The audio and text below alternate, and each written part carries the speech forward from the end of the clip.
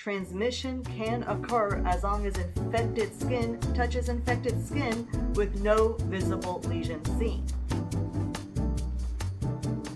Did your pap smear come back positive for HPV? Did you know that almost every single one of us has been exposed to HPV, but some of us clear the virus naturally while others do not? Hi, I'm Dr. Jamal. I'm board certified in internal medicine, and I'm here to make the medicine make sense. So let's jump in. HPV stands for human papilloma virus. It's not just one virus, there's over 200 different types. Now, each virus has its favorite place to live, but most prefer the skin, causing these small, painless, and benign warts, usually on the palms of the hands or the soles of the feet. Often the virus will prefer moist areas such as the mouth, but what makes HPV particularly concerning is that it's a DNA virus. It can hack into your cell's DNA machinery and make copies of itself. Now, most often the immune system will clear the virus naturally, but certain high-risk strains, we're talking about 16 and 18, can actually live on. And those two strains are responsible for causing precancerous and cancerous lesions. Now, HPV spreads from skin to skin contact even with no visible lesions are present. Let me repeat that. Transmission can occur as long as infected skin touches infected skin with no visible lesion seen. The virus will enter the skin cells, go to the bottom layer of the skin where the basal cells grow. And once inside, the HPV replicates itself quietly. It does not enter the bloodstream, which is why blood tests cannot detect the presence of HPV. It's simple, it's sneaky, and it's silent. But here is some good news. HPV infections usually go away within a year or so. Your immune system will recognize the virus and clear it from the body.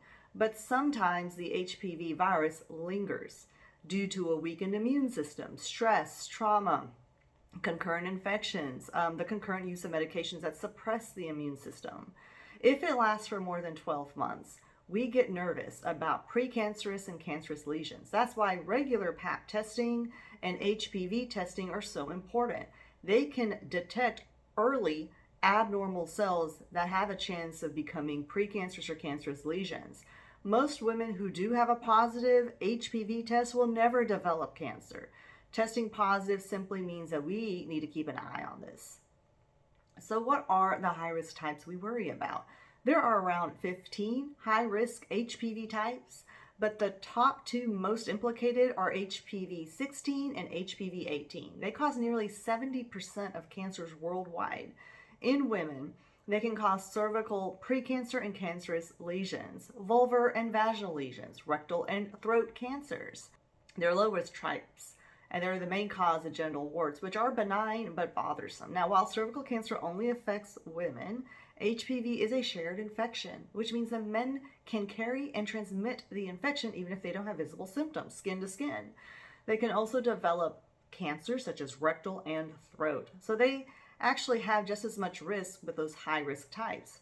Now, the pap smear, sometimes combined with the HPV test, will look for abnormal cells or viral DNA from the cervix. If, let's say, HPV is found, the lab can often tell the gynecologist or the physician whether or not it's a high risk or a low risk.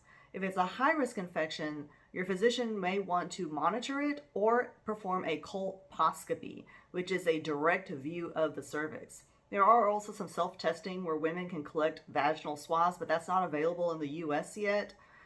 Now, you may hear of some tests such as the P16 or the Chi67. Those are lab markers that help identify whether or not the infection is low risk or high risk. But for your average viewer, just sticking with the pap smear is good enough. Now, let's briefly talk about the vaccine. The first HPV vaccine came out in 2006.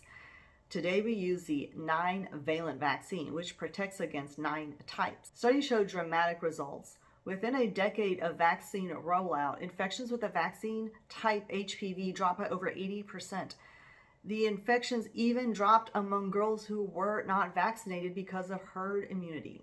So here are the key takeaways for you. HPV is common, it's often silent, and some of the time it will clear naturally through vaccination, regular pap smears, and awareness. We have already started turning the tide on cervical cancer. If you're watching this, and you haven't talked to your healthcare provider, if you've never had a pap smear, call your doctor and ask for one today. Now, if you found this video helpful, then give me a thumbs up and subscribe. This helps me build my channel. I'm here to make medicine make sense. Until next time.